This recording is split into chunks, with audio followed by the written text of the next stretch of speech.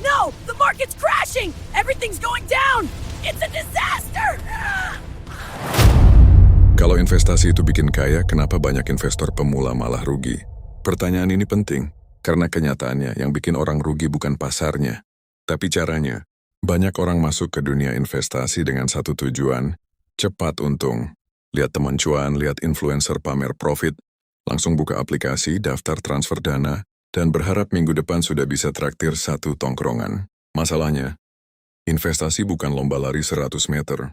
Ini maraton, dan yang sering jatuh di kilometer awal adalah investor pemula yang terlalu semangat. Kesalahan pertama, ikut-ikutan. Teman bilang saham ini bagus. Grup chat bilang koin ini to the moon. Komentar di media sosial bilang ini peluang emas. Akhirnya beli, bukan karena paham, tapi karena takut ketinggalan. Istilahnya FOMO, fear of missing out. Atau dalam bahasa sederhana, takut nggak kebagian rezeki.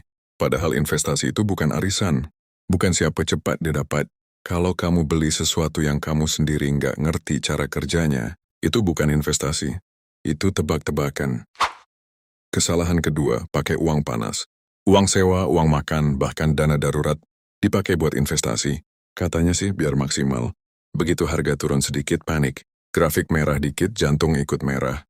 Akhirnya jual rugi karena nggak tahan tekanan. Investasi seharusnya pakai uang dingin. Uang yang kalau nilainya turun sementara, kamu masih bisa tidur nyenyak. Kesalahan ketiga, ingin cepat kaya. Banyak pemula berpikir, kalau untung 5% itu kecil. Harusnya 50%, padahal konsisten 5%, itu jauh lebih sehat daripada sekali 50% lalu minus 70%. Orang sering lupa, tujuan investasi itu bukan sensasi, tapi pertumbuhan. Lucunya, kadang yang bikin rugi bukan pasar turun, tapi ego naik. Merasa sudah jago setelah sekali untung. Merasa punya insting tajam, padahal mungkin cuma kebetulan pas momennya bagus. Kesalahan keempat, tidak punya strategi. Masuk tanpa rencana. Nggak tahu mau investasi jangka pendek atau panjang.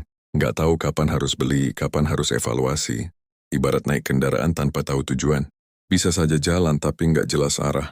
Investor yang lebih berpengalaman biasanya punya sistem sederhana. Berapa persen dana di satu instrumen? Berapa batas toleransi risiko? Kapan harus evaluasi? Bukan asal klik beli karena grafiknya lagi naik. Kesalahan kelima, tidak mau belajar. Banyak orang terlalu fokus mencari kode saham, panas atau rekomendasi hari ini, tapi malas belajar dasar-dasarnya. Padahal memahami risiko, diversifikasi, dan psikologi pasar itu jauh lebih penting daripada sekadar tahu nama instrumennya.